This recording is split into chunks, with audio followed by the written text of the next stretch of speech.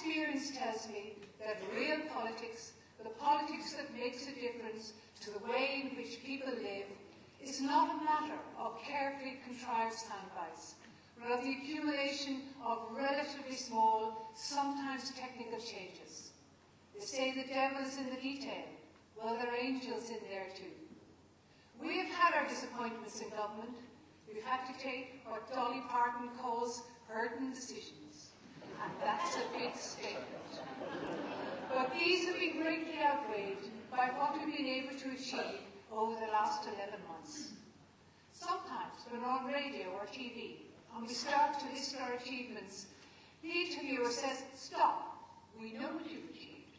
But in fact they don't. So here goes. We are preparing a green paper on local government reform. We have taken steps to improve water quality. We have begun to move away from incineration as the cornerstone of our waste management system. We have introduced grants to business schools and hospitals for biomass energy systems. We have moved in support of organic food and farming.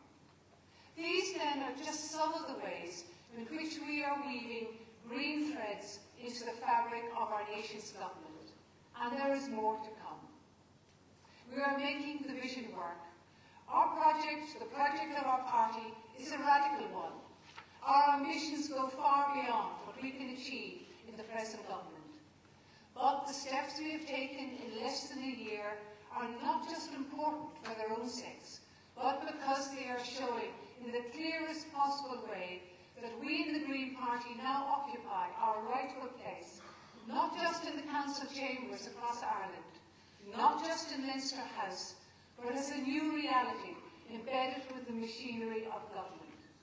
By working with others who do not share all our convictions, we are nevertheless greening our government by making it respond more quickly, more deeply, and more intelligently to the environmental challenges that face us. And in doing this competently and without the baggage of extremist language, we will, I believe, increasingly earn the trust of more and more of the Irish people. And when we have won that trust, then we'll be able to turn our vision for our country into a reality, not just for us, but for generations to come. Before my time is up, and I welcome John Gormley, I have a task to do. I want to pay tribute to someone who I have, as Deputy Leader, introduced over the last 6 years. A man like Moses, who led his people to the Promised Land. And at the height of that historic evening, when our members said, "Go into government," Trevor Sargent stood down in order to keep his word.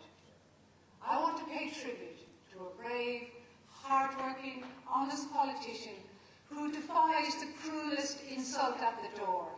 Sure, you're all the same. Trevor Sargent was not and is not the same. I ask you to put your hands together for our former leader.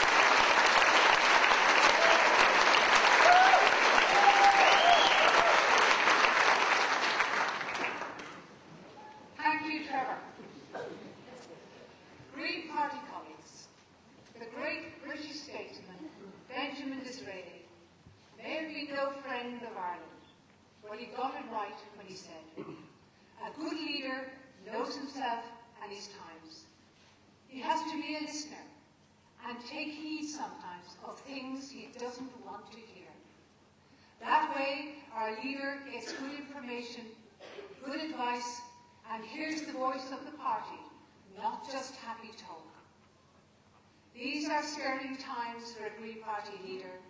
In John Gormley, we have political acumen, renowned street-fighting qualities, a firm grasp of detail, and an antenna that is keenly honed for the shifts and stress of political life. He is neither a cynic nor a dreamer. Above all, he has the best interests of our party at heart, and he is deeply committed to the ideals of our party and the welfare of our country. Green Party colleagues, it gives me great pleasure to welcome John Bowley TD, Minister for the Environment, Heritage and Local Government.